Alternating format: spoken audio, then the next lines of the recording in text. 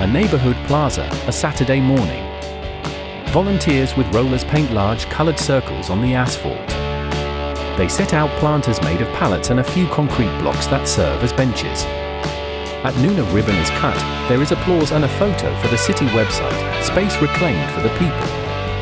3 years later, the paint is peeling, the plants are dead and the blocks are covered in graffiti. Nobody touched anything again. The scene repeats across many cities, and from it comes the question of this video.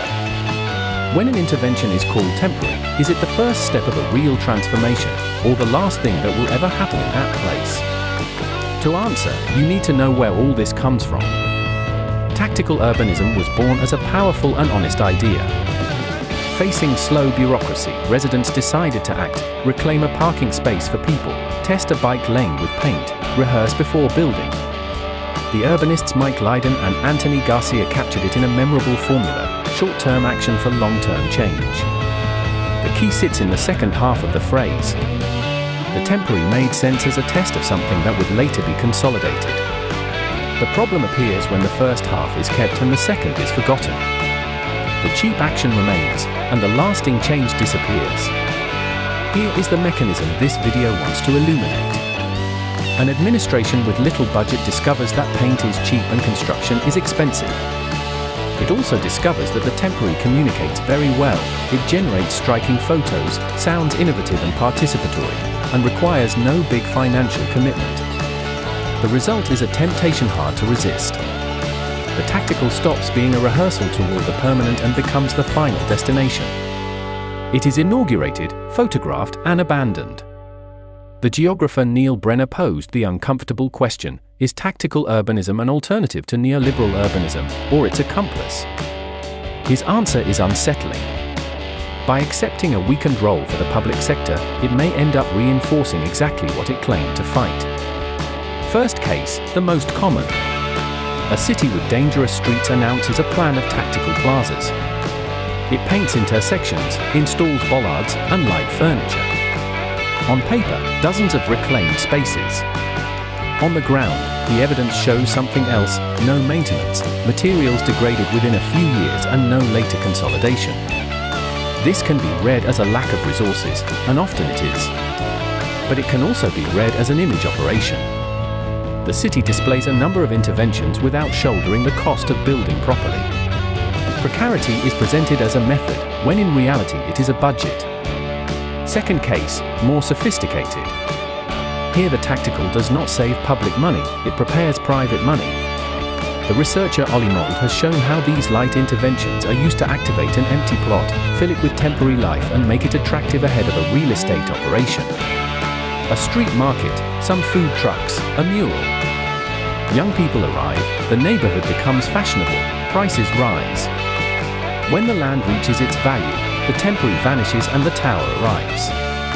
It can be argued that in this case the tactical is not the opposite of speculation, but its vanguard. Residents' creativity becomes, unintentionally, free labor to raise the value of someone else's land.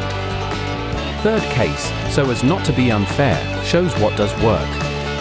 Some cities used rapid interventions during the pandemic to widen sidewalks and create emergency bike lanes. Many were paint and blocks. The difference is that several were later consolidated into stable construction, with budget and design. There the tactical kept its original promise: it was a test, not an alibi. The distinction is sharp. It is not measured by the materials or the cost. It is measured by what happens afterwards. An honest tactical urbanism carries, from the start, the question of what happens when the paint fades. Let us be loyal to the counter-argument, because it is solid. The temporary has real virtues. It allows testing without risking a fortune, correcting mistakes before fixing them in concrete, and involving residents in the design of their own street. In contexts of scarcity, a painted plaza is better than a parking lot, even if imperfect. And there is an argument of justice. Poor neighborhoods have waited decades for works that never arrive, and the tactical at least offers something now. All of this is true. But none of these virtues requires the intervention to stay half-finished forever. Testing is valuable. Testing and never consolidating is something else. And here appears a risk that is rarely named. When the cheap becomes normalized, it turns into the acceptable standard for the neighborhoods that have the least. Wealthy areas receive granite, trees, and consolidated construction. Working-class areas receive paint, pallets, and the label of innovative. Maintenance data usually confirms that unequal geography. The tactical, meant to democratize, can end up drawing a city of two speeds, the permanent one for some, the provisional one for others. Institutionalized precarity almost always has a postal code. Back to the opening question. Is the temporary a first step or the last one? Now we have a criterion to tell them apart. Ask whether there is a consolidation schedule, whether there is a budget assigned for afterwards, and whether there is a maintenance plan. If all three answers exist, you are looking at a legitimate rehearsal. If none exists, you are not looking at tactical urbanism, you are looking at disinvestment with a good photograph. Paint on the ground is not the problem. The problem is when the paint is the whole promise. A just city can begin with a cheap experiment.